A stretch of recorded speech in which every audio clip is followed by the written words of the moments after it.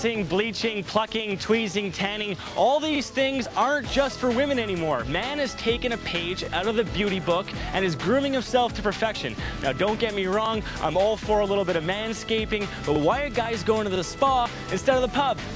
I do think that men are definitely pressured. Whether they know it or not, I think that everyone is pressured to live up to some sort of standard for girls these days.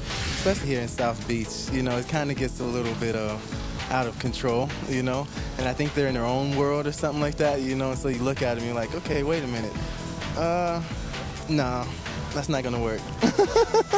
Well, I just work out, go tanning, you know, nothing too extreme, but just to kind of keep my body looking halfway decent. The metrosexual is what's in nowadays. You know, you got to take care of yourself. The ladies take care of themselves. Hey, we got to look our best too. Nowadays, I think it's all about having a great body, having a good tan. As you can see, I'm doing pretty poorly with that. But I don't think ladies like the body hair any more than we do. Media has moved them into that direction that made it acceptable. I think when guys started to do it, they did it only when they were around a certain number of people, you know? Okay, so guys are into beautifying and spas are greeting them with open arms. But what kind of options do they offer the male persuasion? We have everything from head to toe available for men these days. We can start off with hair color. We can do a washing color, highlights, of course stylish fashion-forward cuts.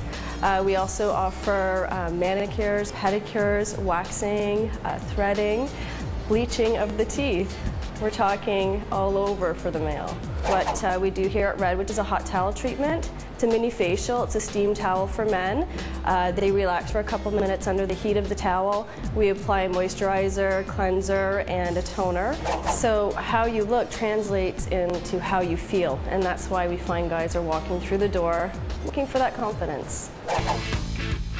Crossing the line, I would say, is like, I think cover-up is, you know, decent sometimes, but like eyeliner and what is going on? These guys that are doing the eyebrow waxing, give me a break, guys. You gotta pluck the unibrow, but you gotta leave the waxing to the women. I actually got my eyebrows waxed yesterday. It sucks. I was born into an Argentine dad who is very hairy. But as bad as you might not want to do, and as bad as you might want to stay in the 80s or the 90s or the early 90s, I should say, and or the 60s, you know, can't do it anymore.